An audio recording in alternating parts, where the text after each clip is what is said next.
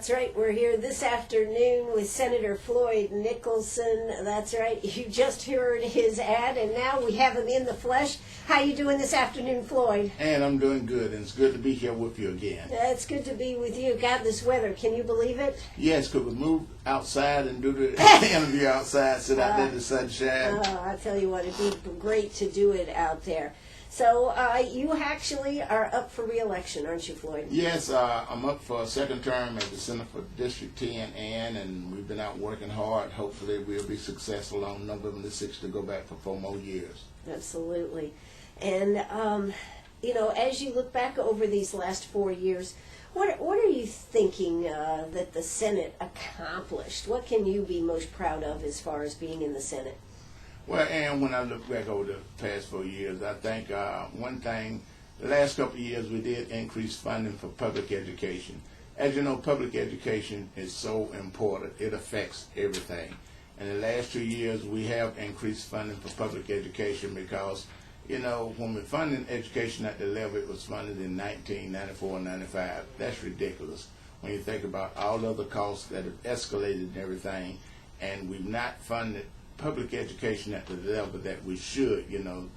Are you saying bad. On K through 12? K through 12, yes. And, you know, when you think about higher ed, you know, I remember years ago, higher ed used to be funded about 55 or 60%. Now we're funded about 12 or 13%. And we are encouraging our young people that you need more than a high school education. You need to go to college.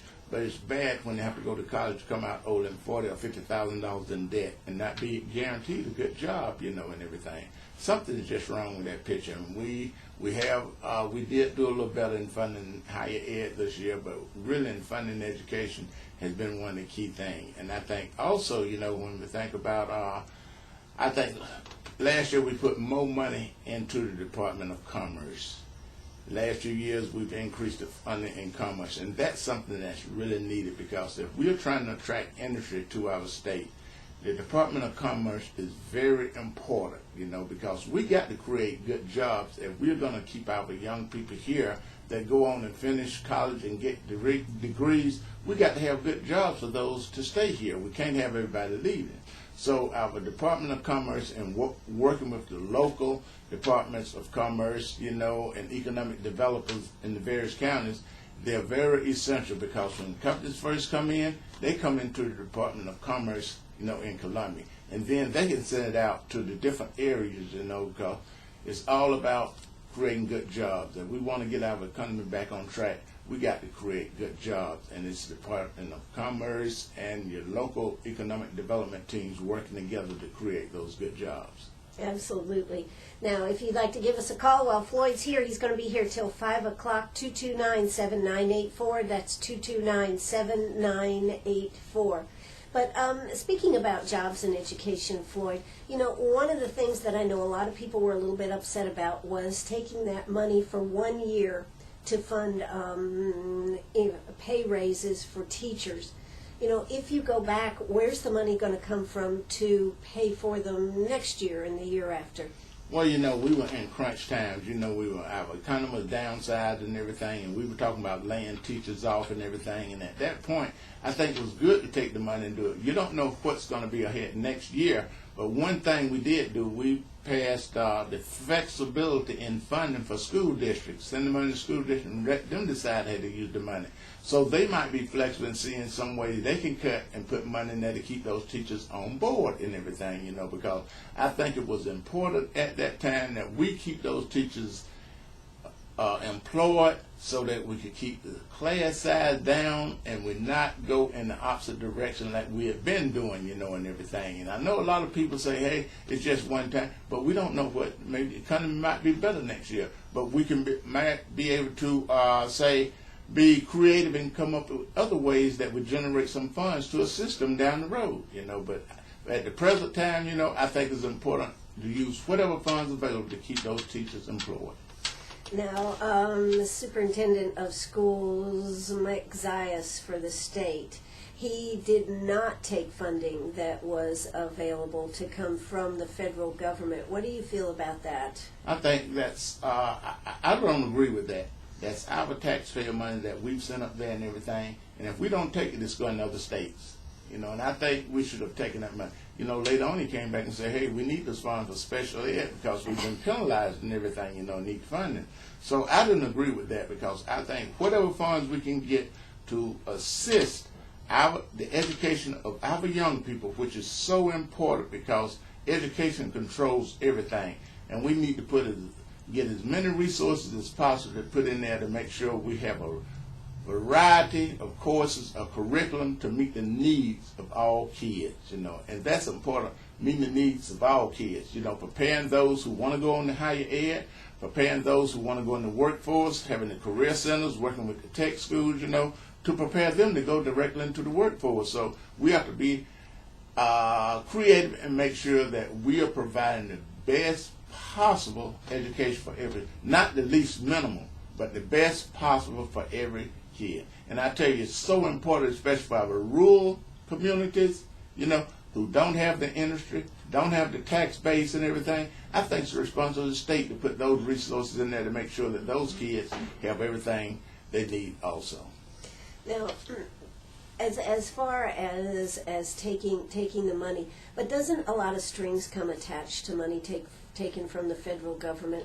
Yes, there are strings of country and what you have to do, because whatever they say you got to do with money, you got to do that, you know, and everything, you know.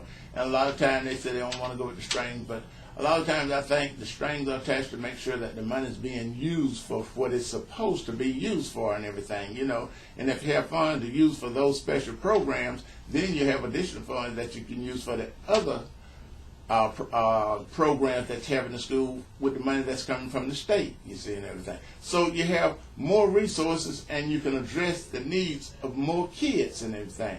And especially when you think about our handicapped kids, you know, our slow learners, you know, you need more programs to help those kids to come up to par.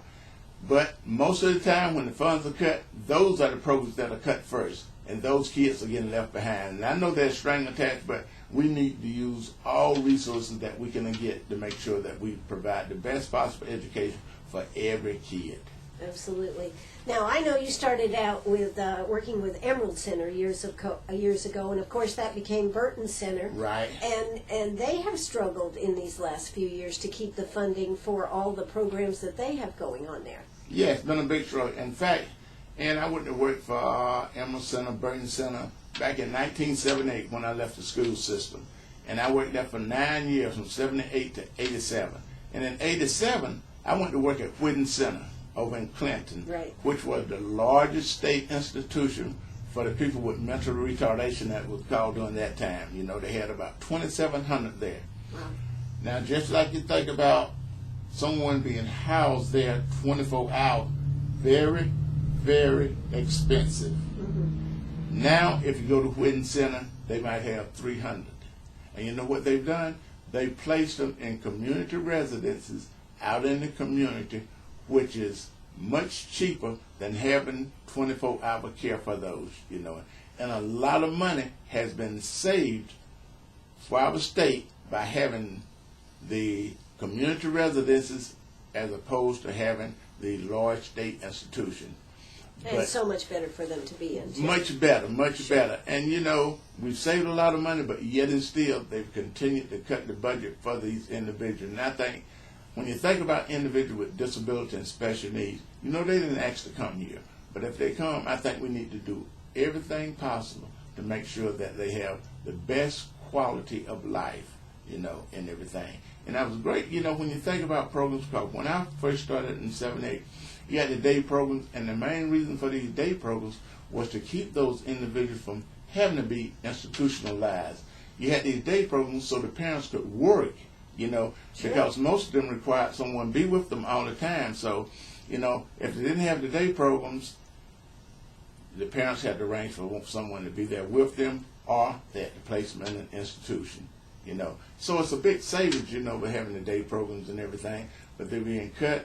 And just like a lot of other programs, we're just going to have to bite the bullet and make sure that we provide funding, because, you know, if you have a handicapped child, they go through school, they finish their requirement, then you don't have any program to go to, what's going to happen? Absolutely. You know, so we got to make sure we increase the funding, because Burton Center, they do an excellent job with the programs they operate in the 5 counties here. Absolutely.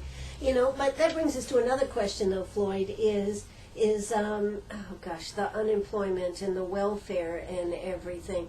Those programs are huge. And in today's world, you know, one of the things that I've been most impressed by is the combination of unemployment and workforce working together to get people that should be able to find a job, to get them a job if you're on unemployment. That's been one of the pilot programs here in Greenwood, I do believe. Yes, and I agree, you know, because there are a lot of people out there who want jobs but can't find them and everything. And one thing we have to look at is how can we, you know, eliminate the abuse. Right. You know, the people that are on unemployment say, well, I don't want to work, you know, I'm not going to look for a job and everything, you know. And then when time run out, they get upset, you see, and everything. But I think our command workforce for really trying to find jobs for those people that are unemployed, you know, and they're a lot capable of working. And capable, you Right. know, because I think every able-bodied person that is capable of working, we should be able to find a job for them. You know, it might not be what they want. I always say, you know, you take what you can get and then you work to get something better. But don't leave that one until you find something better. You know, I've told people every job I had, I worked and left on good terms. And that's what you need to do. But we got to make sure that we have jobs for people. And the other thing, you know, we have to create good jobs for people with families and everything. You know, you can't support a family on $10 or $12 an hour, as you know it. And that's why we got to create good jobs, you know, with people. But how are we going to do it, Floyd? I hear everybody talking about it. I hear everybody talking about how we're going to have good jobs. How do we get good jobs here? First, you go with the education. I know, but that could be down the road. In the meantime, a lot of people could starve, Floyd. Well, we got to be great. Yeah. That's possible, you know, but a lot of times you just have to make do until you can do better and everything. You know, I think about my forefathers, how they made do, you know, until things were better and everything, you know. And a lot of times it has to do with your lifestyle, you know, how you want to live. If I can't afford steak, I can go get me a hot dog. You That's know? true. And you think about, you know, if I can't afford a cell phone, I don't need a cell phone. You know, there are some choices that you have to make that are not necessary. So what do you think has happened to our society that we feel that we're almost entitled to have a cell phone? We're entitled to have steak or hamburger or whatever. No, well, that's just a common knowledge, you know. If I can't afford it, I'm not going to get it. You know, it's all about, you know, wanting to live above. What about the state government down there? Can we afford our state government? Yes, we can afford certain aspects, you know, eliminate a lot of the waste and everything, you know, and see, really decide what's necessary and what's not necessary and everything. You know, there are certain things that could be cut, you know, and there's waste that could be eliminated, and we got to work on it. And there are certain laws that's been on the book a long time that really need to go back and review. You know, it takes everything change. So there are times you need to go and look at certain things change. And take a good example, our tax structure. When we had the Tax Realignment Commission formed a few years ago, they came back with recommendations, but the Bond and Control said we're not going to look at it right now. We need to look at the tax laws that we have on the book and see what changes need to be made that could generate revenue for our state. Well, I agree with that because, you know, one of the things that I keep hearing is that we're going to redo the tax structure here in South Carolina, and another 3 or 4 years have gone by, and it's another election coming up, so we'll have to wait till the next time. When is the Senate going to get to it? When is the House going to get to getting this job done? I don't know. Well, Floyd, at least you're honest here tonight. You know, it's dependent upon the leadership. So It's dependent upon the leadership, yeah. Mm-hmm. I actually had quite a conversation with Vincent Shaheen about that very fact, about we keep kicking it down the aisle, down the road, and we never get to do this, and yet it's in our own best interest to redo the tax structure here. Right. And I agree with you totally. You know, and that's something that really needs to be looked into. So, you know, maybe the leadership will say, hey, this is something we got to do, and just bite the bullet and say we're going to do it. Well, I certainly hope so, because it's been a long time coming. It's the same thing as the state level is on the federal level. We keep talking about doing this and doing that, and yet nothing happens. Exactly. Well, I am here with Senator Floyd Nicholson. He wants to go back again down there to Columbia. Why, I don't know, but he does. Hey, we're going to be taking questions. If you've got a question for him, give him a call, 229-7984. That's 229-7984. give us a call. We'll be, that's right, we're right here in Sharp Facets Gallery, right here on the 72 bypass. We are with Floyd Nicholson.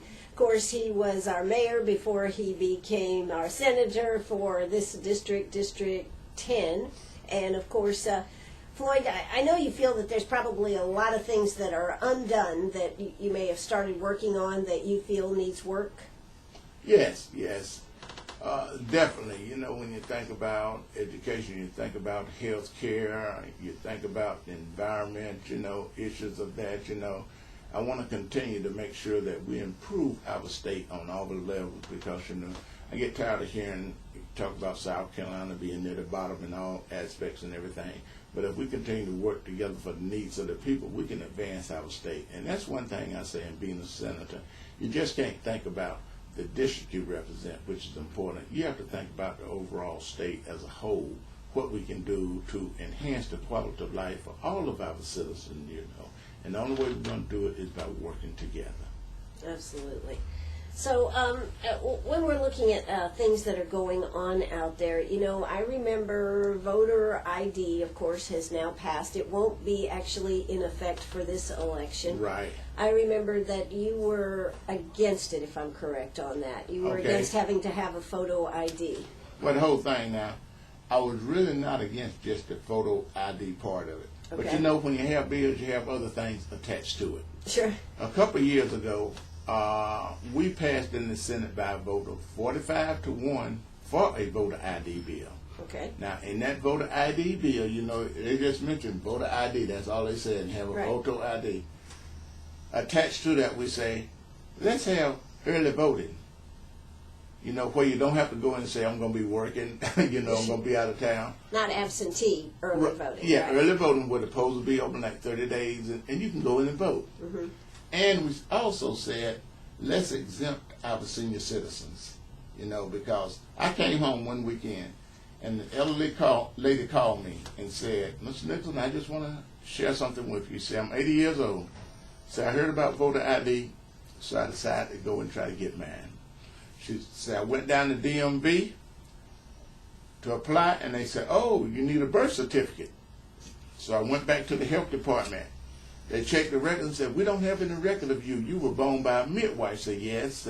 Well, there are some forms you can go to a lawyer to get filled out to make sure that we can give you a birth certificate. Someone 80 who's been voting all their life, probably don't have transportation, getting somebody, are they going to be going back and forth just to get an ID for something they've been doing all of their life? Let's exempt them, you know. But the young between 18 and 65, no problem. So we passed it, you know. Okay. But when it went to the House, they took that out. Said no early voting, and we're not going to exempt anyone, you know. And what do you think about early voting as opposed to absentee voting? What's the difference? Well, with early voting, you know, have you got people that are making up their mind that haven't gotten all the information? That would be one thing I'd have to question. Are we going to have the election already done before we even get to the election? All right, what about absentee at the voter? Well, you have to have specific reasons, don't you, for absentee, whereas early voting is... If you're 65 or older, you don't have to have any reason to get absentee. Okay. Okay, and if you say you're going to be, and you go around and tell them, I'm going to be working, I just want to vote early, you know, they don't know. Okay. Right? Right, okay. And they've already made up their mind both ways and everything, right? Okay. Yeah, I just have a problem in other states where they have all this early voting. I mean, I think our military should definitely have the option to vote, and absentee voting here in our state. But this early voting, where so many people have already, we've cast it, we're done. Okay. But the main thing, they voted. Yeah, they did. Absolutely, they did. You got me there. Hey, I'm Ann Eller. I'm right here with Floyd Nicholson. If you've got a question for Floyd, or if I'm covering them all, you can just send me a little thing that says kudos to you, Ann. By the way, Tony Spearman said hello to you on our Facebook page, Floyd. Well, that's my dear friend. Whenever Tony's in town, she give me a call. We usually go have lunch, and I just commend Tony for the great job she's done abroad with her music and everything. And I just thank her for the support she gives our community every time she comes home. Absolutely. Well, it's time for South Carolina News. We'll be back in just a moment. Again, if you want to call us, 229-7984. That's 229-7984. Arg! Are you a pirate or a pack rat? Do you have a vacation of a lifetime sitting in the attic? Or a college tuition hung on a wall? Or is a fabulous retirement hidden in your jewelry box? Bring those items to Sharp Facets Gallery. We can establish value and buy from you or sell for you. And so ends another chapter at Sharp Facets Gallery, 72 Bypass, and on the web, sharpfacets.com. Oh, that's right. We're here with Floyd Nicholson. I do need to say that, Floyd, I wanted, in our picture that's on Facebook, we held up that picture of you from the Index Journal back August 16th. When it was all about football. It still is about football here. I tell you what, that's an excellent 3-point. I don't know what that's called, but I am impressed. You look good, Floyd. Thank you, Ann. Thank you. I thought that was pretty cool. You, Jeff Duncan, I'm not sure whether you should have gotten the cover. I mean, that was a pretty impressive pose there. Well, thank you. I'm impressed that you could get down there. Before I went over there, I had some WD-40. I sprayed my joints real good, and I sprang right back up. There you go. All right. So now, one of the things we always remember seeing when you were mayor was you were always riding around the town on your bicycle. I haven't seen you riding lately. Well, my bicycle sort of had its best days, and so instead of going and buying another one, I get up early in the morning and walk now. I started out walking, then I went to the bike. Now I'm back walking, and I'll probably get me a bike over the holidays to start back. So Mamie, if you're listening here this afternoon, Floyd would like a bike for Christmas. I've been at Walmart looking. All right, well that's good. Well, yeah, but I always am impressed that you always were out there riding around and doing what's good for yourself. Well, thank you, Ann. Thank you, because exercise is very important, and I've always either walked, ran, lift weights and everything, but I put the weights aside now. So just get out there to get the heart pumping real good and keep going. Absolutely. Now, Floyd, you work at Lander. What exactly do you do at Lander? Well, I'm sort of student life advisor. Work with student activities. Anything dealing with the students. It might be problems, discipline, any problems that they have. Sort of counsel with the students to make sure that they make the adjustment, or they're doing what they're supposed to do. And main thing, helping them stay on track so that after 4 or 5 years, they can walk across that stage and get that degree. Sure. And if I'm not mistaken, you work a lot with freshmen coming in. Yeah, freshmen and upper class, because a lot of the time you have problems with them, doing the wrong thing, getting in trouble and everything. So, but a lot of time with freshmen, making sure that they make the adjustments, to college life, as opposed to having the parents wake them up and do everything for them at home. Yeah, there is a difference, isn't there, Floyd? Yes. When you go to college, there is a difference. Yes. Well, we had a question come in here, and since you are a senator and you also work at Lander, the question is, do you feel it's a conflict of interest to hold 2 positions with the state of South Carolina? Is that a conflict? I don't hold 2 positions with the state of South Carolina. You don't? No. I hold a position as an elected official, and I work for the state of South Carolina. Okay. Well, they happen to quote a part of the Constitution here, I do believe it is, and it says something to the effect, every qualified elector, no person may hold 2 offices of honor or profit at the same time. I don't hold 2 offices. You don't? No. No? Do you have an office? Everybody has an office. There's a difference between an office and an officer. Okay. I work at Lander, and by the way, I've been working at Lander for the past 6 years, and I just finished my first term.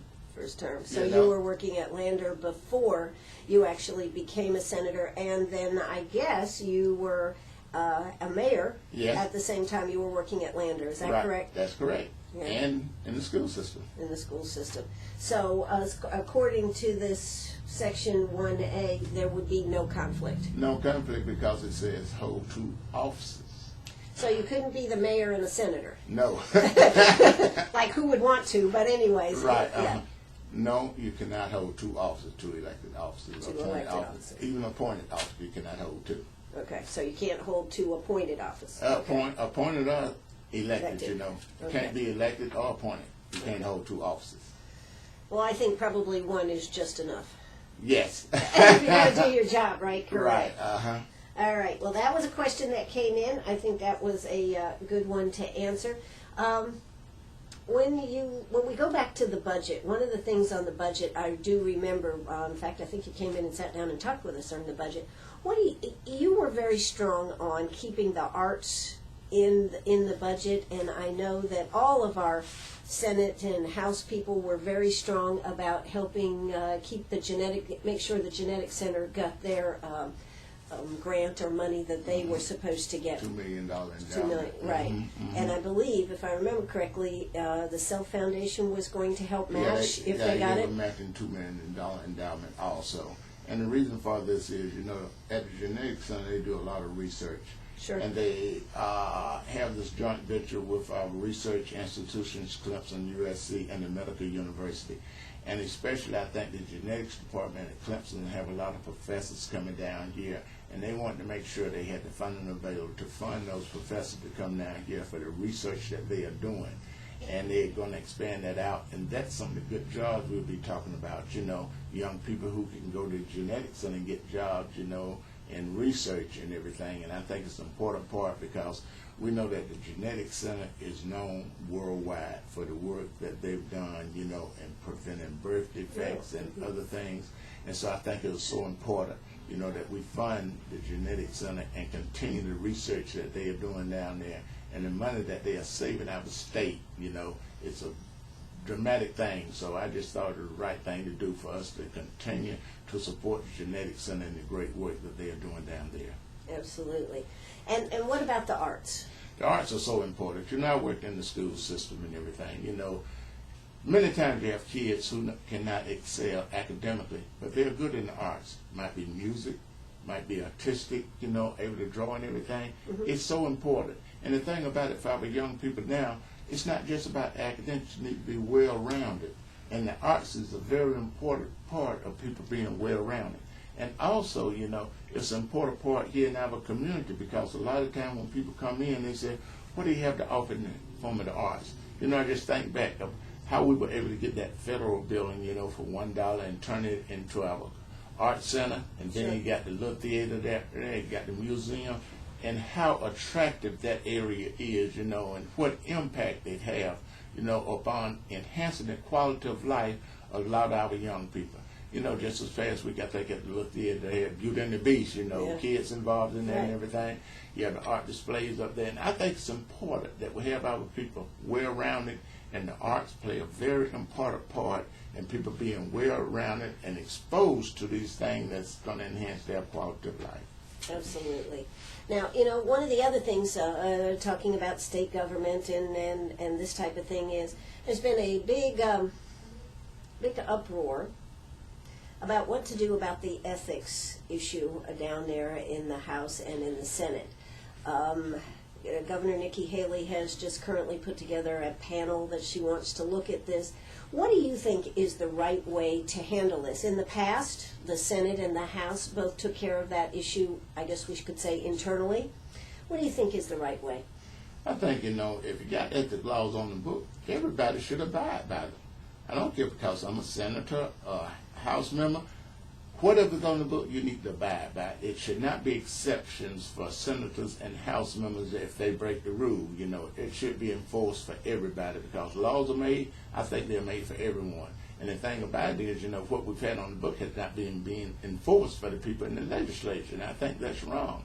Everybody needs to abide by the rules. Now, we'll be more effective if we get an outside body, we'll get the outside body. But to make sure that everybody abides by the same rules, let's play from the same rule book, Let's not make a difference for you elected body, you make the laws, but you don't have to abide by them. Let's enforce the laws for everybody. It's a level playing field for everybody. So that's the main problem, We're not playing from the same playbook. Now, speaking of that, we of course have Bobby Harrell, who is the Speaker of the House, and there's been a lot of questions about his campaign funds and paying and this type of thing. What do you think about where they should go on that? Do you have an opinion on it? Well, do the investigation. Whatever comes out, go by the rules. Simple as that, I'm not in the House and everything. Sure. But really, I think just find out, and if things are done wrong, let's. Are you saying let the chips fall where they may? Exactly. Yeah. Exactly. You know. But I think it's a shame that our state keeps getting tarnished with things like this. Yeah, I've been a firm believer, lead by example. Mm-hmm. You know, if we're gonna make it, I have to go by it myself and everything, because it's confusing. When you make things and you're not doing it, and you expect other people to do it, so you get them confused. Oh, I get in that position, I don't have to abide by the rules and everything. And like I say, it's a shame our state be tarnished like that. Every time you look around, when the news are doing something wrong, Exactly. Let's start doing something right. Let's just start, playing by the rules. We know what they are. Let's play by them. Do they know what they are? I mean, I need to ask that question. Do they know what the rules are down there in the House and the Senate? Yeah, well, the only thing I say, I know what, and I try to abide by them, Right, Mm-hmm. exactly. All right, well, we are here with Senator Floyd Nicholson. He is up for re-election, so why don't you keep on listening here. If you've got a particular question or a particular issue that you'd like us to address this afternoon, don't hesitate to give us a call, 229-7984. That's 229-7984. Oh, that's right. We're right back here at Sharp Facets Gallery. Floyd, you were mayor for how long? 14? 14 years. 14 years. That was a long time. Yes, a very long time. Many hours out there, but I did it because I love the community, and I wanted to give back to the community, and I was involved in things, not just for being mayor, but things volunteering to help the community, because I think we have a wonderful community, and it's about people being involved to give back, to make the community better for everyone. Absolutely. And that was my whole thing. It's public service to serve the people. Yeah. And then you decided to go on and become a senator. Yes. Are you glad you made that decision? Yes, it's been interesting for years, to see how things are done, but it's still about representing the people, being a public servant, and doing what you can to make the quality of life, everything better for all of our citizens. Absolutely. Now, one of the things that we haven't really talked about bringing tourism and our natural resources in this area. What do you have to say about those? All right, first I talk about natural resources. That's something that's very important, that we preserve our natural resources. When we have growth, we got to have smart growth. See how we can grow and also preserve the natural resources. I think about Lake Greenwood. That's water is our most important natural resource we have. And we got to make sure that we preserve Lake Greenwood, for the water that we have to have, and also for recreational purposes and everything. Remember a few years ago when we had all the problems out the lake, the algae forming and everything.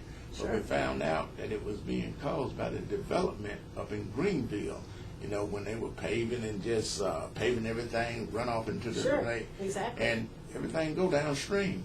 We downstream from Greenville, it's going to the Reedy, Right. coming on downstream, and it was affecting us selling down here. So then, Fuji was very involved, and we had Upstate Forever being formed. And they were looking at these problems that were being created and how we're going to work together to make sure that when we have development in one area, it don't affect the other areas and everything. Because we got to work together. So it's important that we preserve these natural resources, because they are very important. When you think about trees and all the plants and everything, hey, we got to have those, right? Yeah, I think so, yeah. We got to have the oxygen, right? Exactly. It's given off by the trees, right? Exactly. We give off the carbon dioxide, which they use. Right, exactly. So we got to have that. So we got to be careful to make sure that we preserve those natural resources. And then when you think about, tourism, a lot of people think, oh, what you got to offer there? But we have a lot to offer here. I think Kelly and her staff up there at Greenwood Business and Tourism, they do an excellent job promoting the things that we have here. I think about the barbecue and everything. Look at the revenue generated from that. The Festival of Flowers and everything, people going to look at the revenue that's generated here. And there are other activities that go on, that bring people to Greenwood and for them to explore and see, hey, I didn't even know this existed, and just like Senator McCone, his chief of staff, last week, she said, you all have a jewel here. I didn't know you had all of this, So we've got to promote that and be proud of the things we have here and make sure that we work together to preserve it and entice the people to come and see our beautiful community. Well, I think one of the best things that actually happened is when the Rural Summit was here in the spring. Yes. Because that brought all the commerce people and people from across the state here who really didn't realize what Greenwood had to offer. Exactly, you know, and oh, I didn't know you all had all of this and everything. And one thing they said, and you don't have an interstate. You know, I said, well, you can get here. You know, and we've been very. Do you think the interstate is a big detriment? I'm not really. No. I don't think it is anymore. No, it's not anymore, because if you think about it, we have 72, which is 4-lane, all the way from 26, all the way over to the Georgia line. You know, California. Right now, from Highway 25, from Greenwood to Greenville, it's 4 lanes. Sure. You know, you can go there in 40, 45 minutes, you're there. You know, and I think it's very accessible now to get in and out of Greenwood. And I really don't think that 4 lanes is a major thing. Well, we used to say that was an issue, right? Yeah. I don't think so anymore. I don't think so, because I know a lot of areas got the interstate and they wish they didn't have it. Yeah, you know, that's true. Because they say a lot of time cartels, drug cartels passing through, and it creates a lot of problems and everything. You know, so you know, there are problems, there are pros and cons with either thing, and I think with the interstate there are pros and cons about it. But when you think about industry, you got to make sure you have good roads and everything, you know, so that you can get your raw materials in and your finished products out. And I think we do a good job, because we have local industries here that have been here a long time, and they are very proud. You know, I was just out at Covidian for a tour last week, and they are talking about expansion. They plan on doing upgrading their machinery. So that must mean they love it here, that they are not going to be going anywhere, you know, because they have the industry. So they must be pleased with the quality of life we have, and we have the infrastructure here to provide them with everything they need.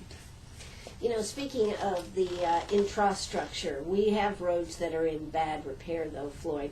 What is the future of getting the roads fixed? The DHEC, the Highway Department, the DOT, Department of Transportation. What is the future of getting this done?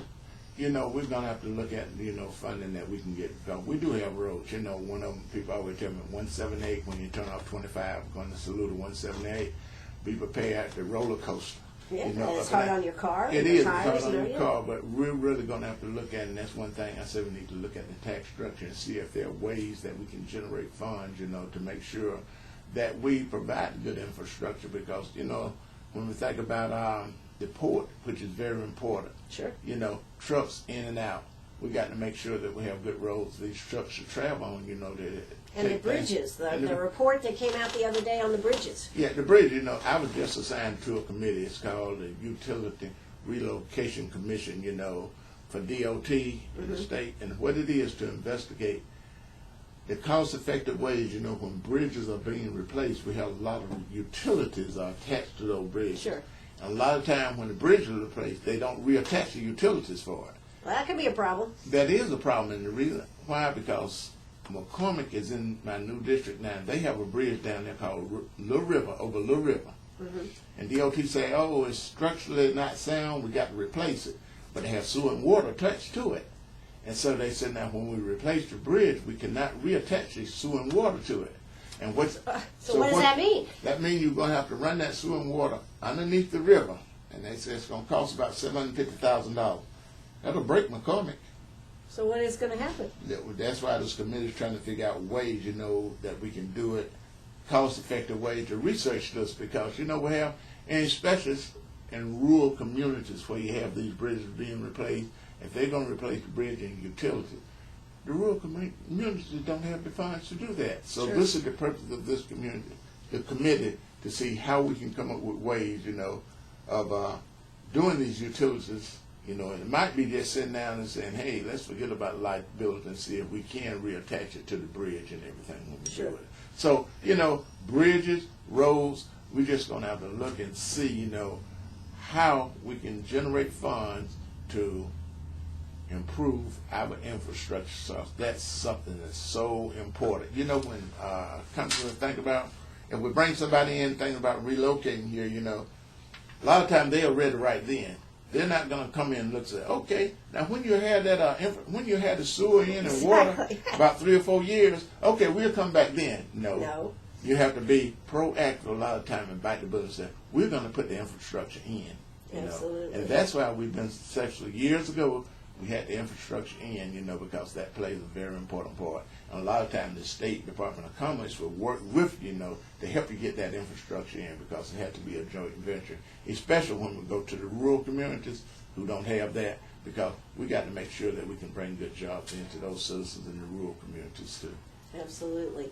One more topic before I give you a couple minutes to tell us why we should vote for you. But, one of the things that I heard the other day is because cars are getting better gas mileage, we're not actually getting as much gas taxes because they're able to drive longer. And, of course, South Carolina has one of the lowest tax rates on gas in the nation. So, therefore, we don't have as much tax money coming back for that. True, and like I say, that's one of the things we might have to look at in the future, the gas tax, and see if that's something that needs to be changed. I know it's tough right now because of the high gas prices that we're paying and everything. But down the road, that might be something we have to look at, you see, and everything. Like you say, you getting cars now, I need to go get me one and get a little more better gas mileage. But some of them are, getting better gas and better service and everything, and so that is one thing we're going to have to look at down the road, and that's one of the things, and have a complete tax structure. Look at some of the tax laws we have on the book and see if something needs to be changed that can generate additional revenue for our state. Absolutely. This is WCRS right here in Greenwood. And now, Floyd Nicholson, give us 2 minutes why you should go back to Columbia as state senator. Well, Ann, I should go back to Columbia State Senator because I'm a public servant. I work for the people, and I'm going to be one working for what's best for the citizens of our district and our state. I want to work for, the people. That's why I'm out among the people and seeing what the needs are. And I'm not just concerned, about the party or anything, because I always say the day after election, you forget about the party and think about the people, because that's who you have to serve, because I run as a Democrat. I just don't serve Democrats. I serve all the people regardless of their needs. So I'm one that's going to be upfront, and I'm going to take a deep interest in things that affect the people. When bills come up, how it's going to affect the people in my district and the state, and I'm going to vote for the things to improve the quality of life of the citizens in our state, every one of them, because we have some challenges, but I'm willing to work with the other members in the Senate to make sure we meet those challenges and make a better quality of life for all of our citizens. Absolutely. Well, Floyd Nicholson, certainly is always a pleasure to sit down and talk to you and find out what's going on down there in Columbia and right here in Greenwood. Thanks so much for stopping by, Floyd. Thank you, Ann. And like always, I thank you for what you do here in our community, getting the word out to our citizens, and most of all, for your great shop you have here. Thank you very much, Floyd. Hey, this is WCRS right here in Greenwood. We've been talking with Floyd Nicholson. And most important, whatever way they want to vote on November 6th, please get out and vote. Don't you agree, Floyd? Yes, for Floyd Nicholson. But get out there and vote. Take advantage of this great burden, actually, that's been put on you, but this great opportunity to vote for the person and people that you believe would be the best for the jobs. I totally agree with Ann. Please exercise that right to vote, get out and vote, and most of all, vote in every election because it's important. So I look forward to seeing you at the polls on November the 6th. Thank you very much, Floyd. Bye-bye, everybody.